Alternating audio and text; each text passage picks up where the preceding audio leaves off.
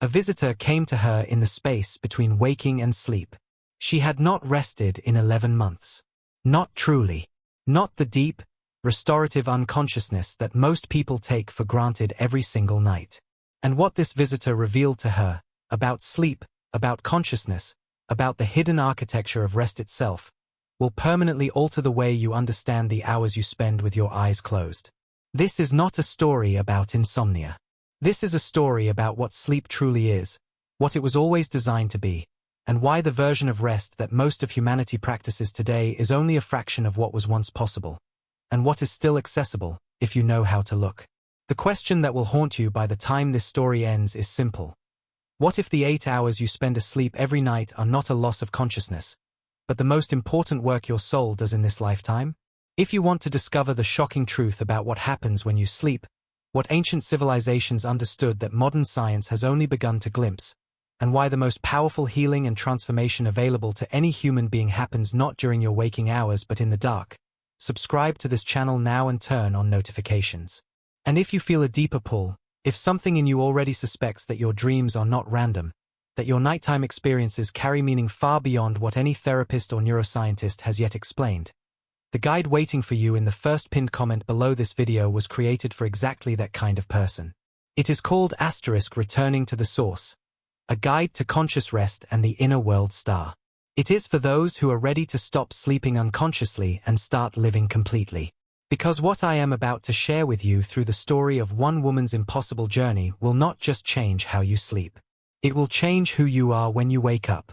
Her name was Miriam Castillo, and she was 53 years old, and she had not had a full night of true, deep sleep in 11 months, 2 weeks, and 4 days. She knew the exact count because she had started keeping a journal on the first night it happened. The first night she woke at 3 a.m. with her heart hammering and a sensation she could not name pressing against the inside of her chest like something trying to get out. She was not, by any measure, an unusual woman. She had spent 31 years as a hospice nurse in Albuquerque, New Mexico, a profession that most people consider impossibly sad but that Miriam had always found quietly sacred. She had held the hands of more than 600 people as they died. She had watched them go from the labored, desperate breathing of a body fighting to continue, into sudden stillness. That transition, that precise threshold between life and whatever came next, had fascinated her from her very first year on the job. She had never been afraid of death. That was the thing people found most remarkable about her. Her colleagues spoke of it almost with reverence. Miriam doesn't flinch, they would say. She sat with the dying like she sat with the living, present, warm, unafraid. She had made a career, a calling, of accompanying people across the one border no human being can avoid. And then something changed. Not with her patients. With her sleep. It began on an ordinary Tuesday in late October. She had worked a long shift, gone home, eaten a simple dinner, and gone to bed at her usual time of 10:30. She fell asleep within minutes, as she always had. But at 3:07 a.m., she was awake, fully, completely, electrically awake, and the feeling pressing against her sternum was unlike anything she had experienced before. It was not pain. It was not anxiety in the clinical sense she recognized from the patients she had helped through late-stage existential terror. It was something closer to urgency, like a signal being sent from somewhere, aimed directly at her, and her sleeping brain had finally become quiet enough to receive it. She lay in the dark for 3 hours, very still, waiting for it to resolve. It did not. When dawn finally came, she got up, wrote in her new journal, "Something is trying to reach me. I don't know from where *", and went to work. Every night for the following 11 months, the same thing happened. She would fall asleep. She would wake between 2:45 and 3:15 a.m. The signal, she had come to call it that, would press against her chest. She would lie awake until dawn. During the days, she functioned. She was good at functioning. But the accumulated weight of 11 months of fragmented sleep was beginning to show in subtle ways she noticed, even if no one else did. Her memory was perfect when it came to patients, medications, care protocols. But she would sometimes walk into a room and forget why she had entered. She would look at her reflection in the break room mirror and feel a momentary, vertiginous sense that the woman looking back was a costume, a presentation, and that whatever Miriam actually was existed somewhere behind those eyes, watching from a deeper location. She had tried everything medicine offered. A sleep study revealed no apnea, no restless leg syndrome, no measurable neurological disruption beyond the obvious fragmentation of her sleep architecture. A psychiatrist offered a diagnosis of late-onset anxiety with hyperarousal and a prescription for low-dose benzodiazepines. She filled the prescription. She did not take the pills.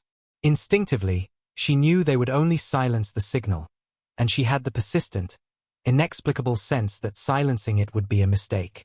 That whatever was transmitting had something important to say, and that quieting the receiver would not eliminate the transmission, only her ability to hear it.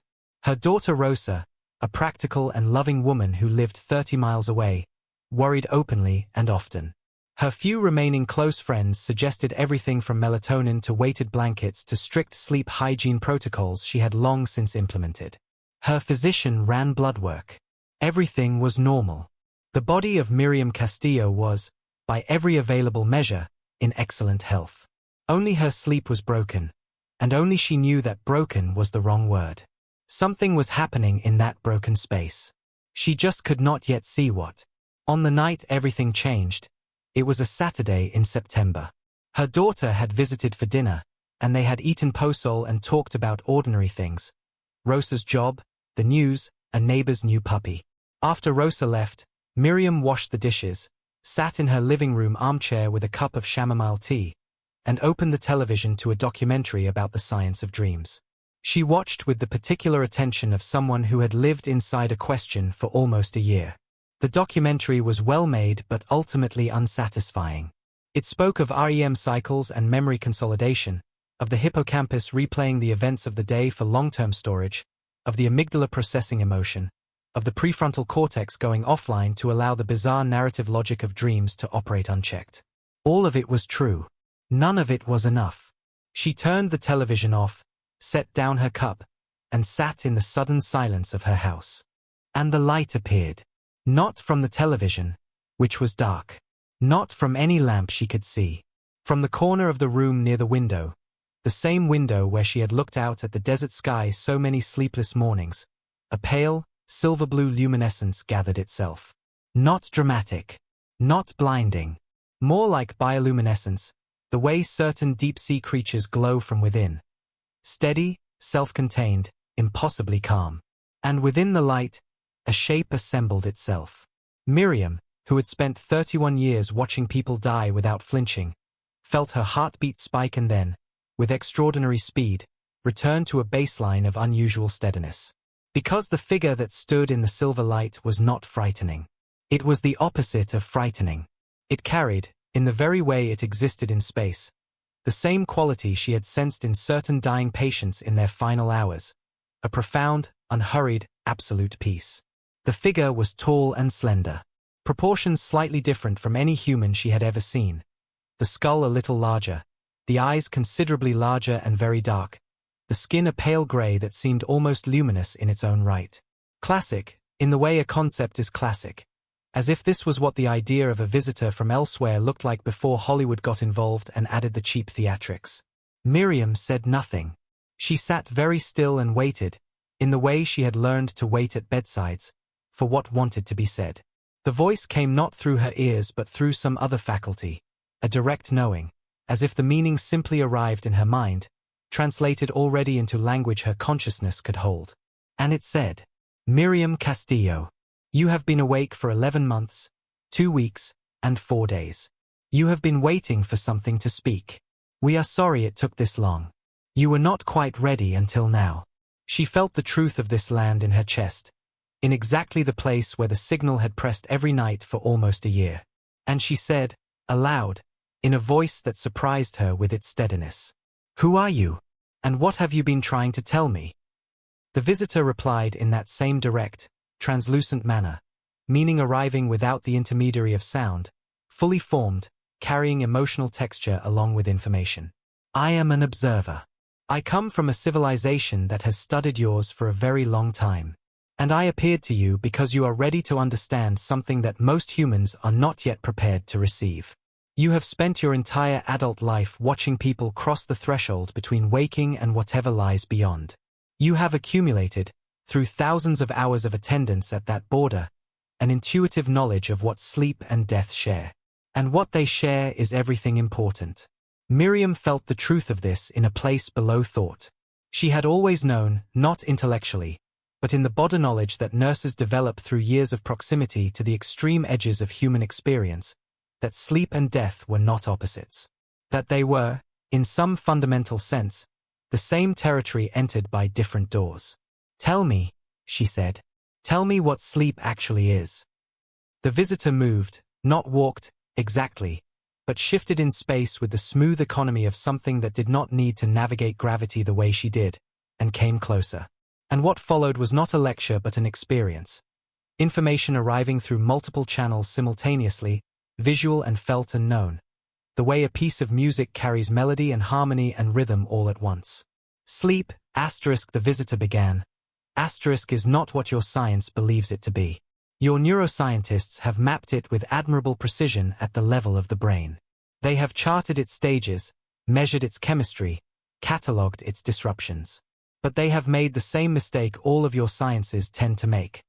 They have confused the instrument with the musician. The brain does not produce consciousness any more than a radio produces the signal it receives. The brain is a receiver, a translator, an interface. And sleep is what happens when the interface goes offline and consciousness returns to its source. Miriam leaned forward without meaning to. In 31 years of nursing, she had been present at more than 600 deaths. And in every single one, she had observed the same thing that no one talked about in clinical settings. The profound sense, which she had never been able to explain or quantify, that whatever the dying person was did not end when their body did. That something departed. That the room felt different after. That there was a before and an after that were qualitatively distinct, not merely in the absence of breathing and heartbeat, but in some other, harder-to-name dimension. "You're saying consciousness continues after the brain stops," she said. "We are saying much more than that. We are saying that consciousness was never produced by the brain to begin with. Consciousness is primary. Matter is secondary. Your universe did not produce awareness as a late-stage accident of sufficient complexity. Awareness is the foundation from which your universe emerged. And sleep is the nightly proof of this, if you know how to read it." The visitor then took Miriam somewhere. Not physically, her body remained in the armchair, her hands resting on her knees, her cup of chamomile tea cooling on the side table. But her awareness went somewhere, pulled gently and with complete precision into a state that was neither sleep nor full waking, but a third condition she had no name for. A vast, luminous interior space in which she could perceive without the usual limitations of a single physical vantage point. And she saw sleep. Not the experience of sleeping. She had been inside that experience, fragmentarily, for 11 months. She saw it from outside, as a structure, as an architecture. And what she saw rearranged every assumption she had ever held about what those nighttime hours were for. Asterisk observe, asterisk the visitor said. She saw a human being, a woman, perhaps 40 years old, sleeping in a bed in a modest apartment somewhere that felt like a city in the Pacific Northwest. The sleeping woman's brain was doing what neuroscience had documented. Cycling through the stages of NREM sleep, descending into slow wave, ascending toward REM, looping through this pattern 4 or 5 times over 8 hours. That part Miriam recognized. But around the sleeping woman, she saw something neuroscience had not yet developed instruments to detect. A field. Not metaphorical, literal. An energetic structure extending from and around the sleeping body, expanding into a space that was not the physical apartment but was somehow superimposed upon it, occupying the same coordinates in a different dimensional register. And in this field, things were happening. The first function of sleep, asterisk the visitor said, asterisk is biological repair. This your scientists have documented. The glymphatic system flushing toxins from the brain. Human growth hormone released. Cellular restoration. Immune function consolidating. The body using the reduced demand of unconsciousness to do maintenance it cannot perform while running. This is real and important, and it is the least of what sleep accomplishes. Miriam watched the sleeping woman's body, saw, in this impossible expanded perception, the lymphatic channels clearing, the immune cells patrolling, the microglial cells of the brain extending their processes to clean and prune synapses. All of it was beautiful and precise and clearly the product of extraordinary evolutionary design. But the visitor was right. It was the surface. The second function, the visitor continued, is what your scientists call memory consolidation. During sleep, the hippocampus, the brain's recording device, replays the events of the day, selects what is worth keeping, and transfers selected information to long-term storage in the cortex. This too is real. But again, it is the mechanism, not the meaning. What is actually being decided during that selection process, what gets kept and what gets discarded, is not a mechanical sorting algorithm. It is a judgment. And the entity making the judgment is not your brain. It is you. Your consciousness, operating from a level below ordinary waking awareness, evaluating the experiences of the day against a standard that your sleeping mind has access to and your waking mind usually does not. Miriam watched the sleeping woman's dreaming. She could see it, not as images on a screen, but as something more like an active construction.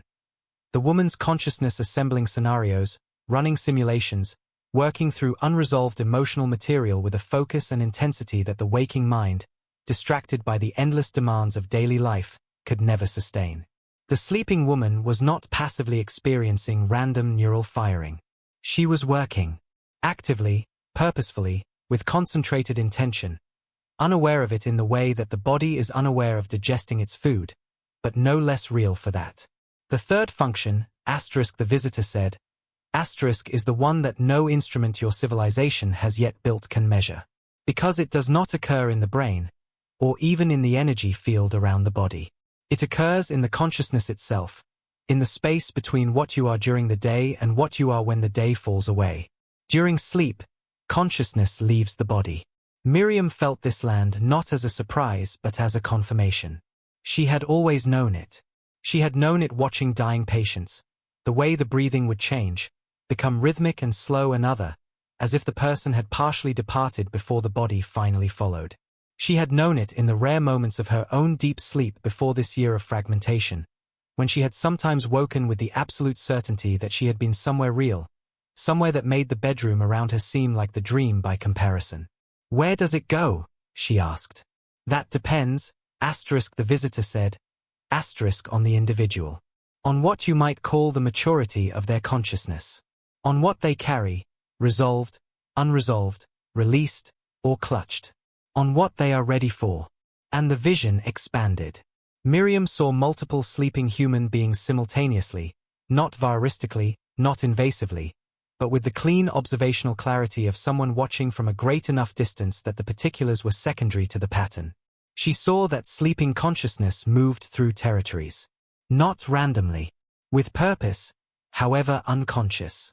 Most humans, the visitor said, spend their sleep in one of three territories.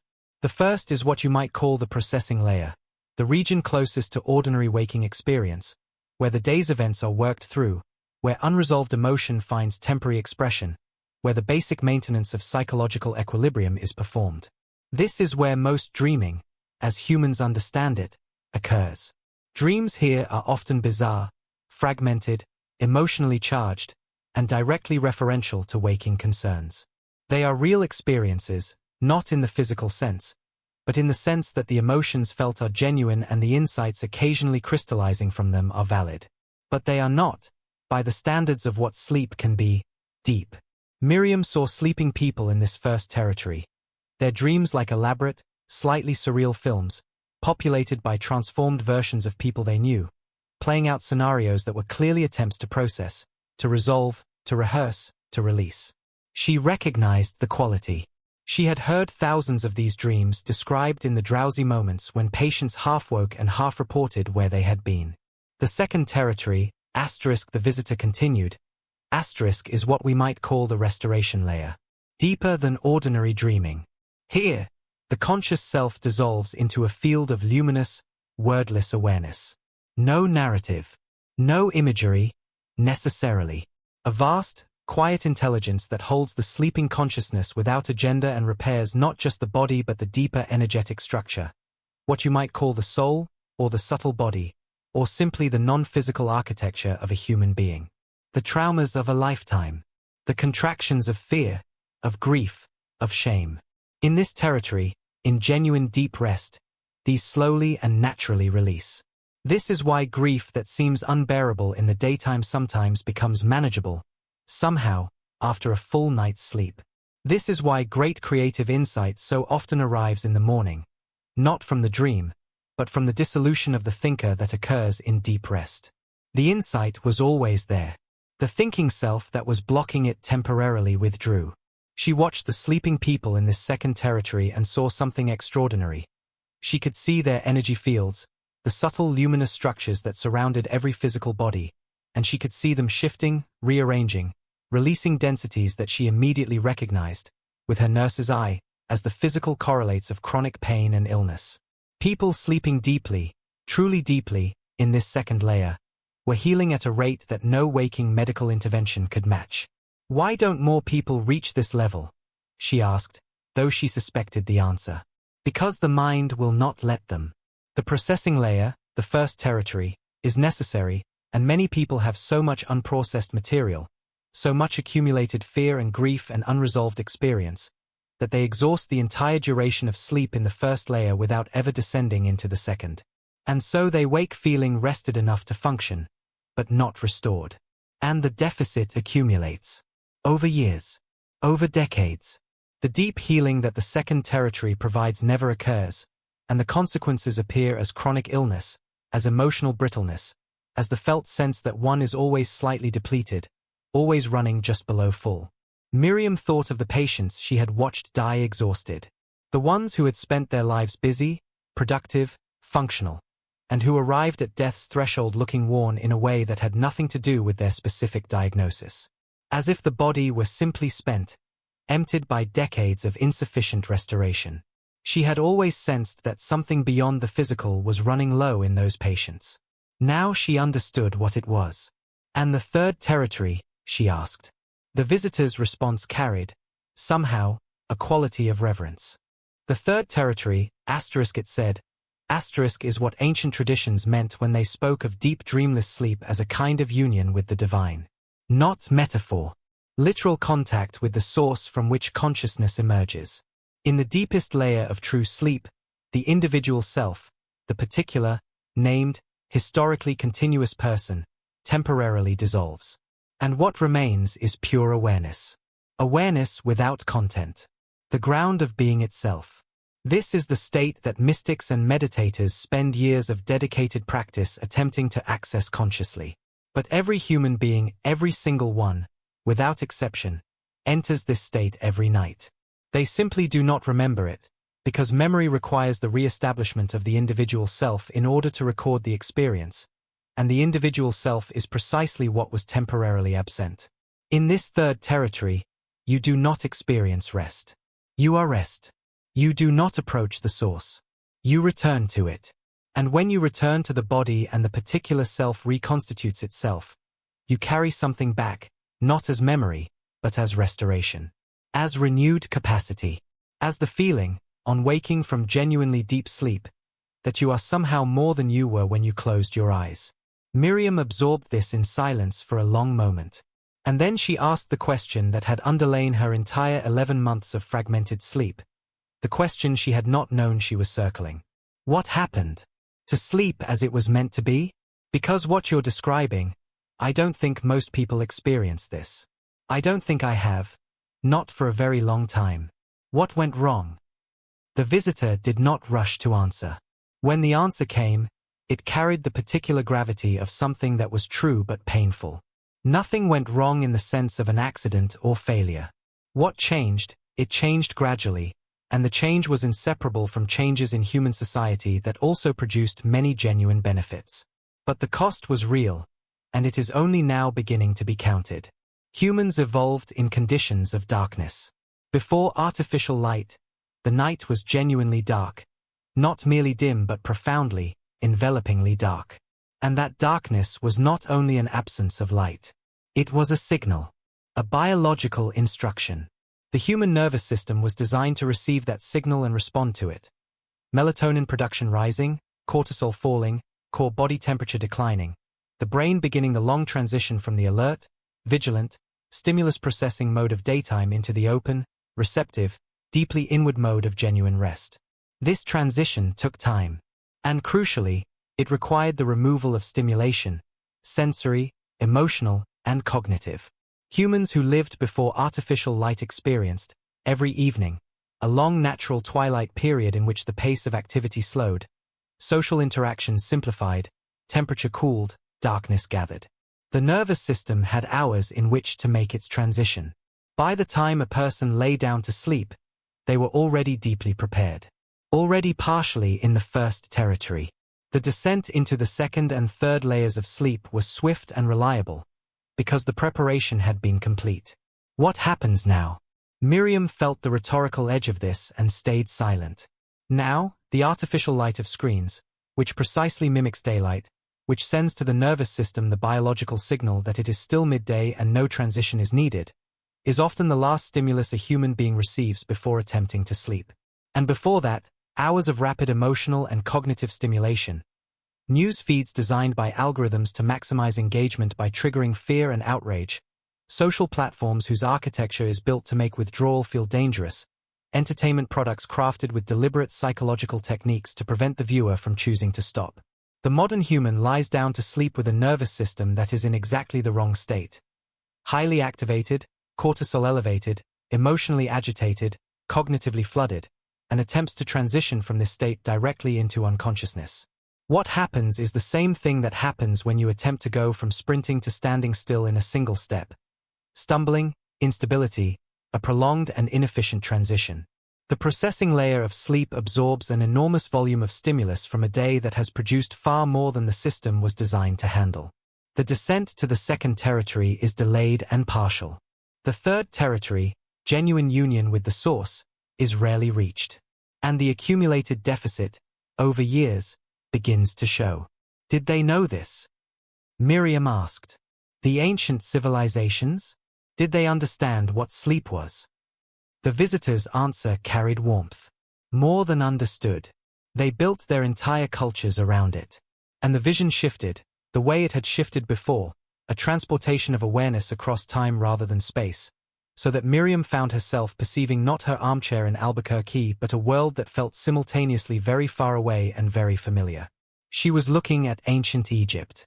Not the tourist version, not the half-crumbled monuments and the yellow desert of the present day. Egypt in its fullness. She could feel the age of it, the vast temporal remove, and within that remoteness, the extraordinary aliveness of what she was seeing.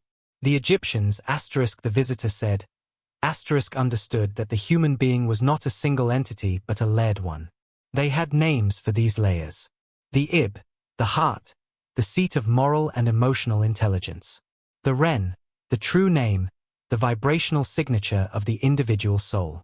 The Ka, the vital life force, the double, the energetic counterpart of the physical body. The Ba, the soul in its mobile form, which could travel freely during sleep and after death. And the Ark, the luminous, transformed being that the soul became after completing its journey through death and resurrection. They understood, with a precision that your current science is only beginning to approximate, that during sleep, the Ba traveled. Not metaphorically. Not as a figure of speech. The Ba genuinely departed the sleeping body and moved through territories that were as real as the physical world, accessing information and experience and healing that the waking body could not obtain through any other means. And because they understood this, they designed their lives to support it. They had rituals of evening transition, prayers, ablutions, the particular quality of silence that preceded sleep, which was not merely the absence of noise but an actively cultivated inner stillness. They had dream temples, spaces specifically designed for what they called incubation sleep, in which a person would sleep with a specific intention, offering the sleeping consciousness a problem to solve or a question to answer, and receiving the response through the dream. They understood the dietary conditions that supported deep sleep, that the body needed to be light, not burdened with heavy digestion, and that certain plants could facilitate the transition to deeper layers.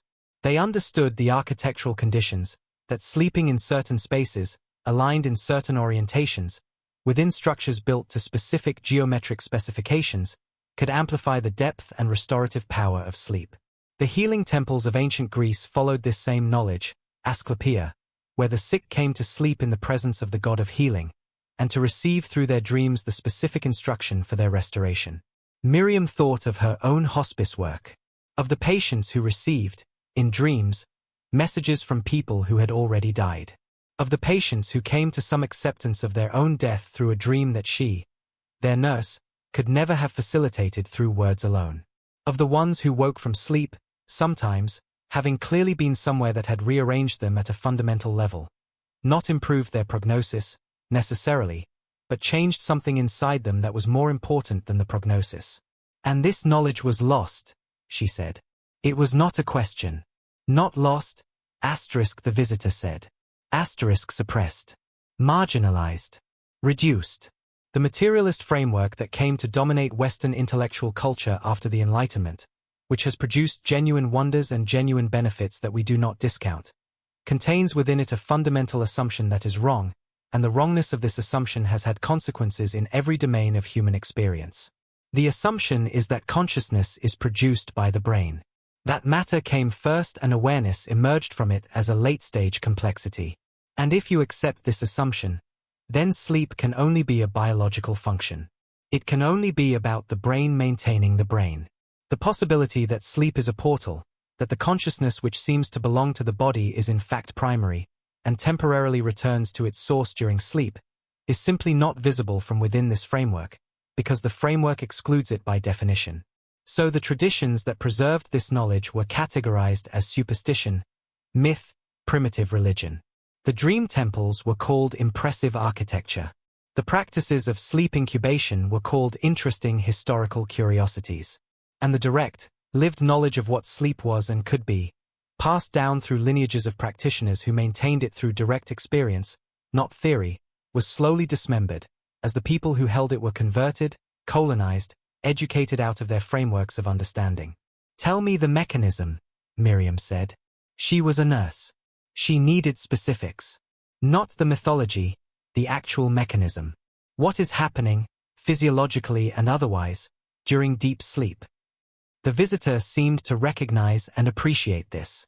The vision that followed was one of the most extraordinary things Miriam had ever perceived, and she had seen things, in 31 years of end-of-life care, that had rearranged her understanding of reality more than once. At the biological level, the visitor began. Several things occur in genuine deep sleep that your science has documented but not yet fully explained. The default mode network, the brain's resting state, active when the conscious mind is not engaged in task-oriented thinking, shows paradoxical activity during NREM sleep that resembles the activity patterns of experienced meditators in deep meditative states. The brain during deep sleep is not merely idle. It is operating in a mode that, during waking, requires years of dedicated practice to access.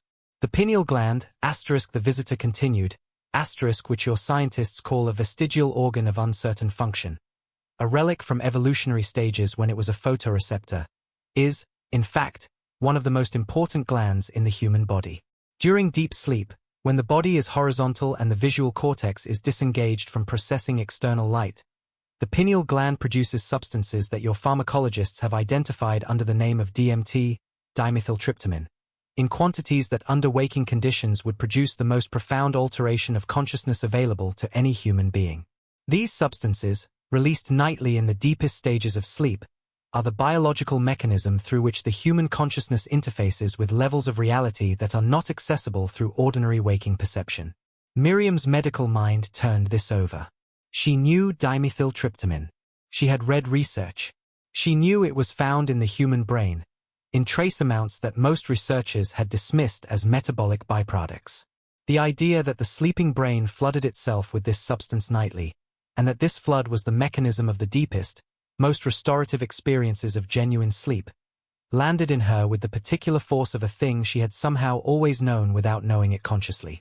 Beyond the purely physical, the visitor continued, what is occurring during genuine deep sleep is a process of energetic calibration.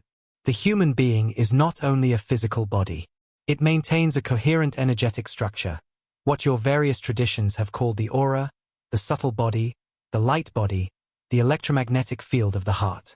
During waking life, this field is continuously acted upon by the fields of other people, of electromagnetic technology, of environments carrying frequencies of stress and fear and reactivity. It accumulates interference. Distortion. The energetic equivalent of static. Deep sleep is when this field reorganizes itself. Returns to coherence. The physical body lying still and horizontal, the sensory nervous system disengaged, the mental processing quieted. These conditions allow the energetic field to expand, to release accumulated interference, and to recalibrate to its own optimal frequency. This recalibration is not metaphorical. It is measurable, by instruments sufficiently sensitive, though your current technology has only begun to develop the measurement tools required. And the third level of what occurs in genuine deep sleep is what no instrument will ever be able to fully measure, because it involves the contact of individual consciousness with the field of consciousness itself, the ground state, the source, the plenum from which all individual awareness emerges. In the third territory of sleep, as I described earlier, the boundary between the individual and the whole dissolves temporarily. And in that dissolution, information passes. Not information in the ordinary sense, not data about this situation or that problem, though sometimes this too occurs. But something more fundamental, a realignment with the deeper intelligence that underlies existence. A remembering, at a cellular and cellular level, of what you are beneath the identity you wear during the day. Miriam was quiet for a long time, and then she said, with the particular precision of a woman who had spent 31 years not flinching from difficult truths. Tell me about people who can't sleep. Tell me about chronic insomnia. Because what you're describing, if sleep is supposed to be this, and millions of people are not experiencing it, then they are being cut off from something essential. And they are suffering for it. And they need more than what they're currently being offered. The visitor acknowledged this with a gravity that matched her own. Insomnia, as a clinical phenomenon, the visitor said, is in almost all cases the symptom of a nervous system that has lost the capacity to transition from activation to rest. The transition from the active, vigilant, stress-responsive waking mode into the open, receptive, deeply inward mode that genuine sleep requires is not a passive process. It is an active one. It requires the nervous system to shift, the parasympathetic branch, associated with rest and regeneration, to become dominant, and the sympathetic branch, associated with fight, flight, and vigilance, to recede. In a nervous system that has been chronically overactivated, by stress, by trauma, by years of inadequate sleep creating a feedback loop of anxiety about sleep, by the light and stimulation of modern environments, by nutritional deficiencies that impair the production of melatonin and serotonin and the other neurochemicals that facilitate the transition, this shift becomes difficult. The sympathetic nervous system cannot let go. It remains alert even when the body is exhausted. Because in evolutionary terms, it is doing what it was designed to do, keeping the organism alive in conditions of threat. The problem is that modern life has created conditions of chronic perceived threat, financial stress, social anxiety, the relentless news cycle, the felt urgency of digital connectivity, that keep the threat response active in the absence of any actual physical danger. And so the nervous system does not believe it is safe to rest. Because rest, in the evolutionary logic of the organism, is only possible when the environment is safe. And the modern human environment, with all its genuine wonders, has created a peculiar condition, a life of relative physical safety experienced as chronic psychological threat. And the nervous system does not distinguish between the two.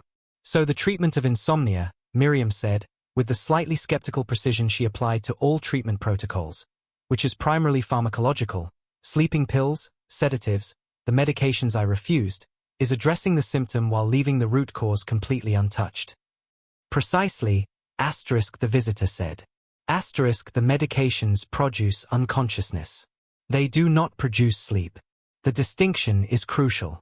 Chemical unconsciousness induced by benzodiazepines or the Z drugs suppresses the nervous system in ways that impair the normal architecture of sleep stages.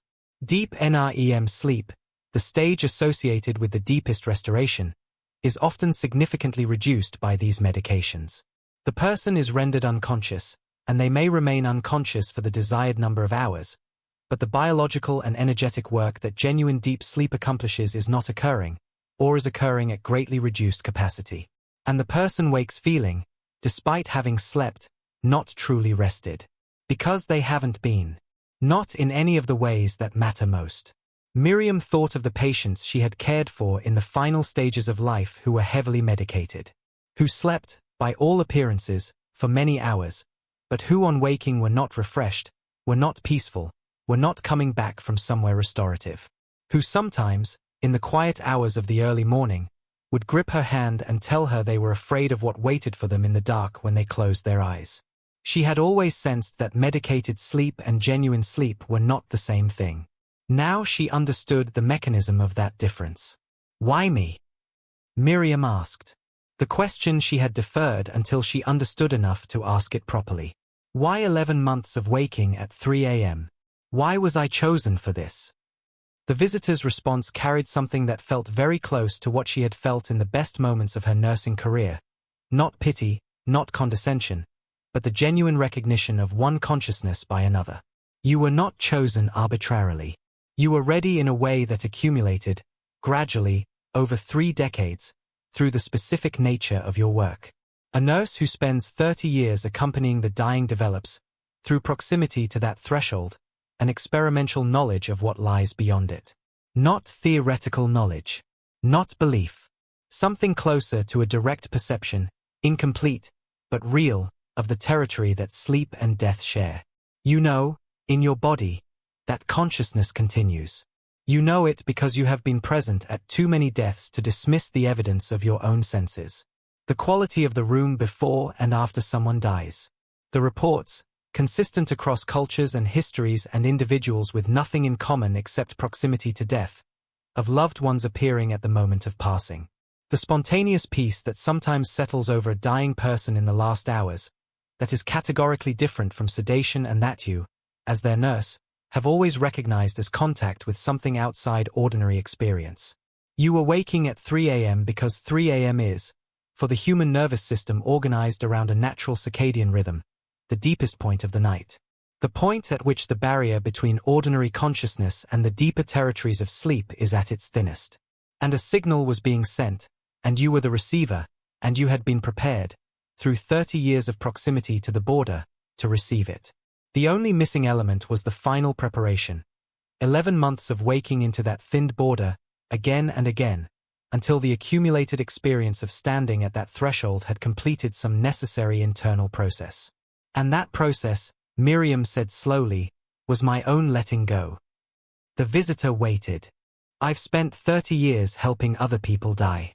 30 years being present for the most terrifying thing that most human beings face, and making it less terrifying. But I never, she paused. I never went through it myself. Whatever letting go the dying have to do, I was always on the other side of it. The one holding the hand, not the one releasing. Yes, the visitor said. And the 11 months of waking, of being dragged again and again to the edge of the territory you know so well from the outside, but have never entered, was the completion of that preparation. Tonight, you are ready to receive what sleep truly is. Not as information, as experience. Because you have finally let go of what has kept you at the threshold. The role, the identity, the professional self that knows how to be present for others' dissolution but has not yet allowed its own. Miriam felt this land in the exact location where the signal had pressed for 11 months.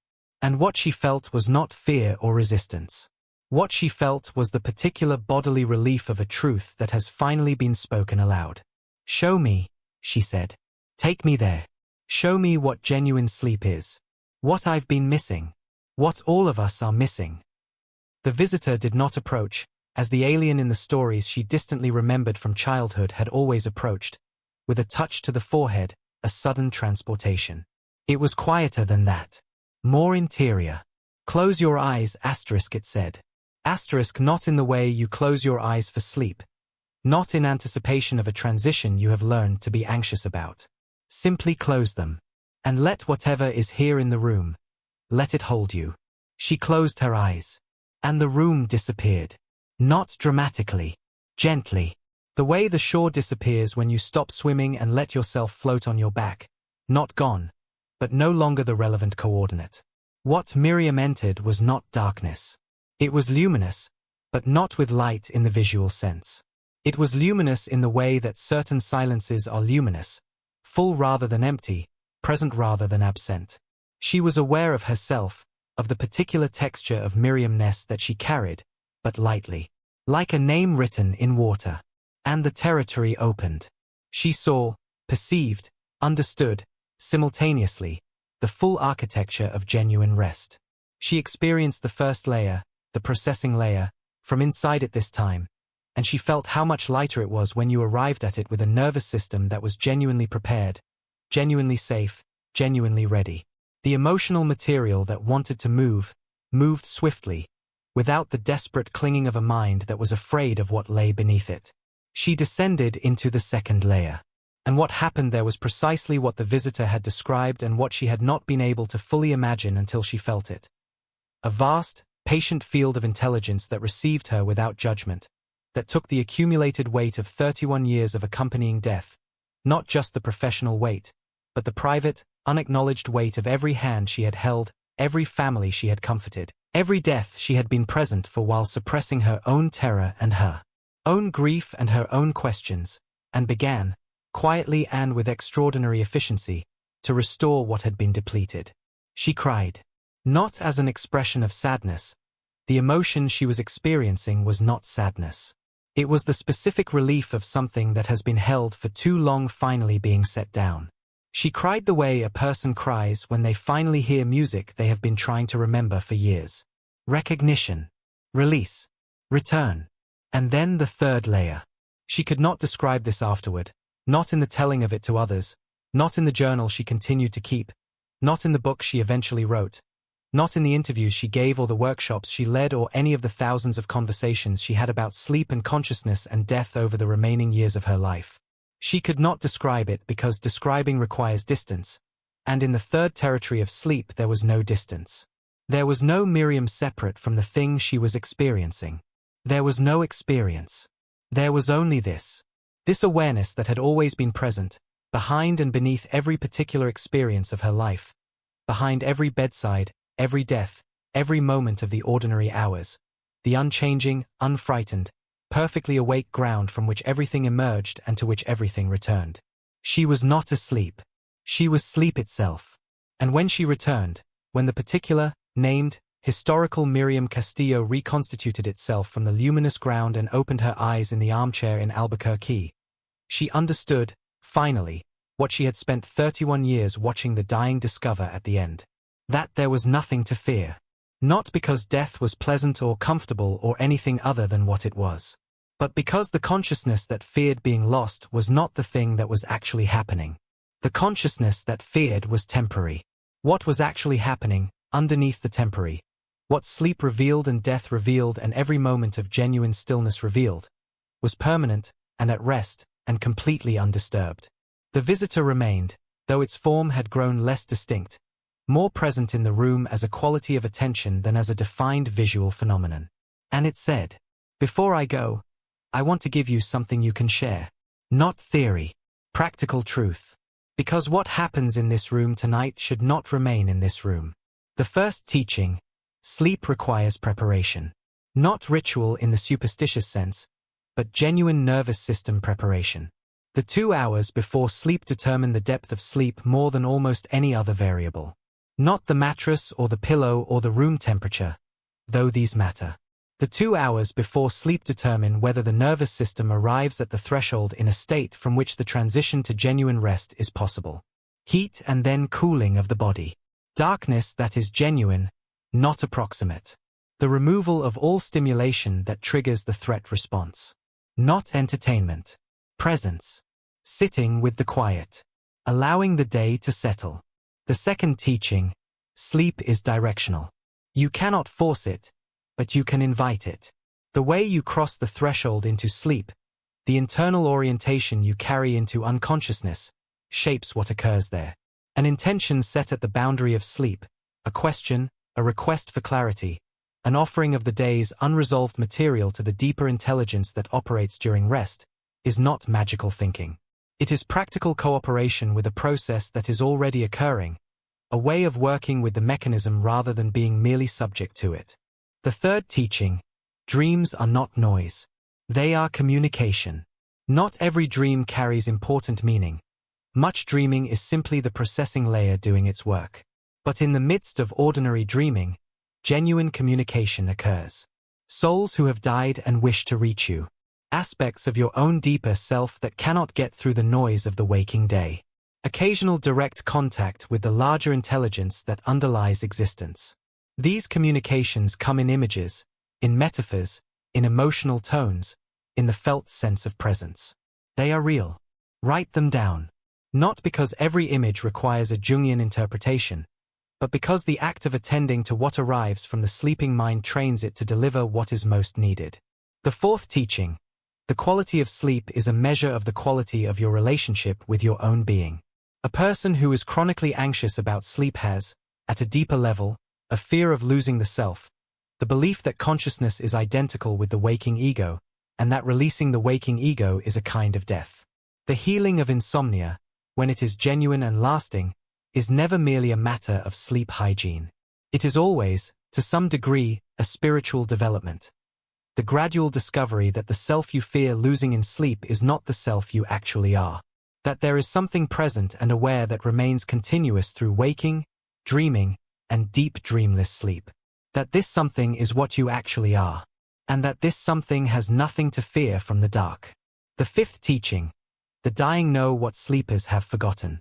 In 31 years of caring for people at the threshold of death, you have been given an education that most humans spend a lifetime avoiding. The peace that sometimes comes to the dying in the final hours, the sudden radiance, the recognition of presences that no one else can see, the complete absence of the existential terror that preceded it. This is the third territory of sleep, consciously accessed. When the body can no longer maintain its grip on consciousness, consciousness expands into what it has always been. And what the dying discover is what every sleeping human encounters nightly and does not remember. That awareness is not contained by the body, was never produced by the brain, and does not end when either of those stops. The blue light that surrounded the visitor had been diminishing steadily, not in the way that a flame diminishes before going out. No urgency, no alarm, but in the way that dawn diminishes stars. Gently, as something larger and more present made the smaller light unnecessary. The visitor said, "Asterisk, you will sleep tonight." Genuinely. Perhaps for the first time in a year. When you wake in the morning, you will know things you did not know before, not as information you can write down, but as a changed quality of perception.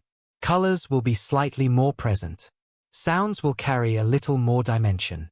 And you will find, in the weeks that follow, that your relationship to the dying has changed. Not because you will be better at your work, you are already very good at it, but because you will no longer need to contain your own response to what you are present for.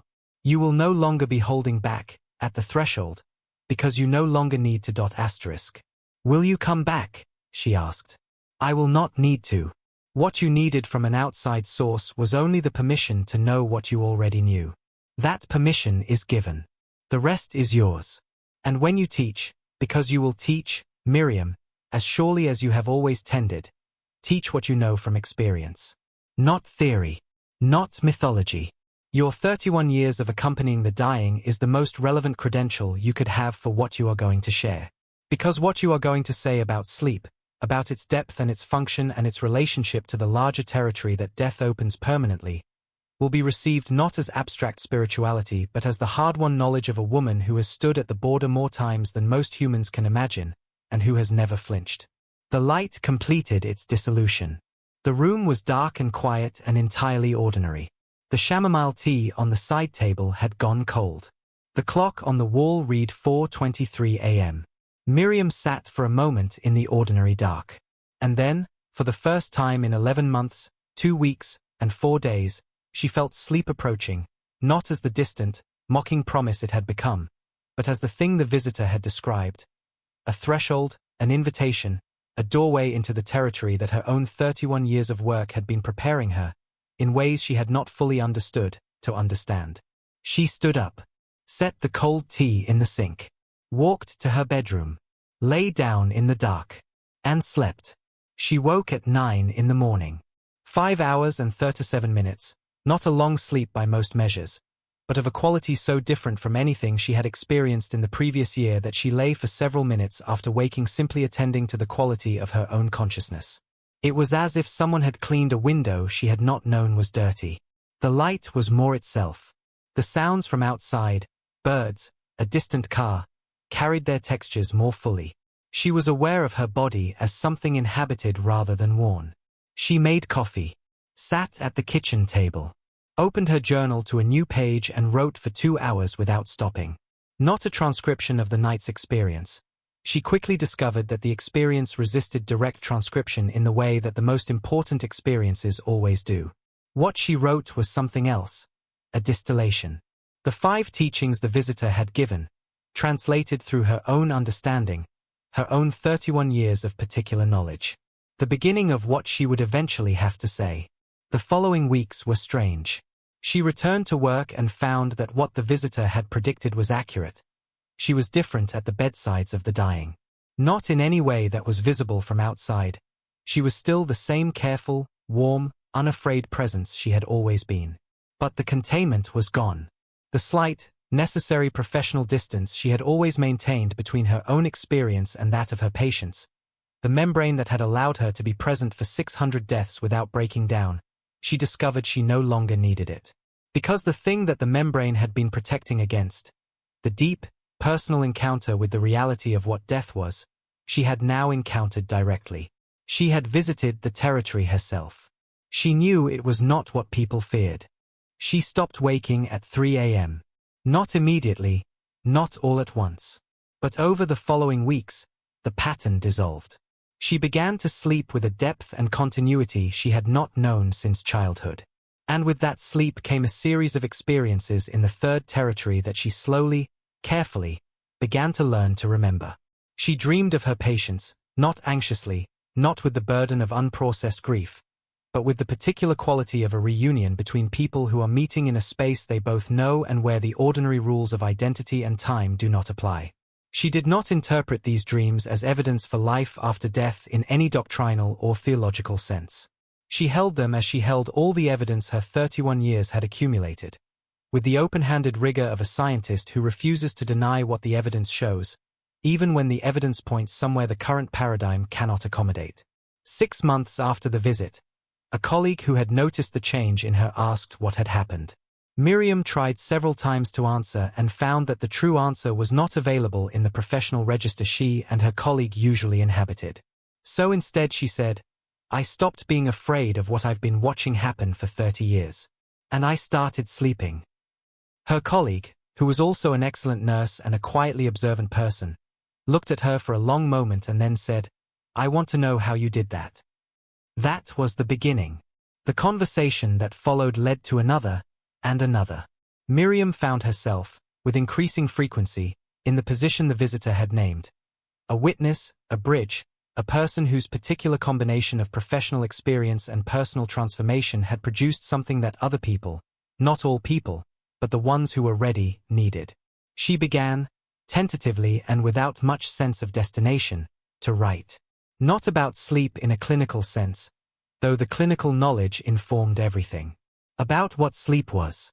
About what the dying knew that the sleeping forgot. About the territory they shared, and what that sharing implied about the nature of consciousness and the nature of death and the nature of the ordinary, miraculous, mostly unappreciated dark.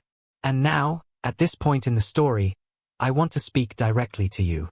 Because if you have stayed with this story all the way to here, if Miriam's journey has resonated with something in you, if the description of the 3 territories of sleep has landed in you as recognition rather than mere information, if you have lain awake in the small hours and sensed that something was pressing against the inside of your chest and that what was pressing was not anxiety but a signal you had not yet learned to receive, then this story was always partly yours. Most of us are sleeping at a fraction of our capacity. Not because our bodies have failed or because insomnia is our destiny, but because we have inherited from our culture a relationship to rest that is impoverished, that has reduced sleep to a biological maintenance function, stripped it of its depth, its mystery, its profound connection to the larger question of what consciousness is and where it goes and what it returns carrying. And the cost of that impoverishment is visible everywhere. In the chronic exhaustion that most people consider normal. In the epidemic of anxiety and depression that no amount of pharmacological sophistication has been able to resolve.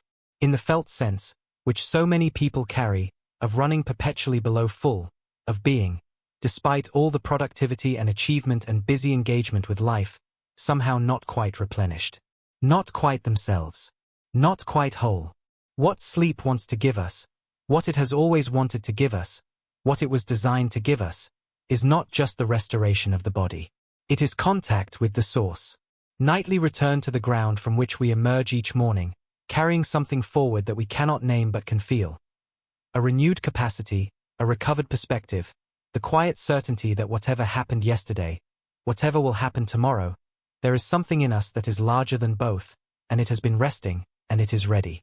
If this story has awakened something in you, if you feel called to explore what genuine sleep might be, what your dreams might be offering you, what the space between waking and sleeping might hold that you have not yet received, the guide that was created for exactly this moment is waiting for you in the first pinned comment below this video.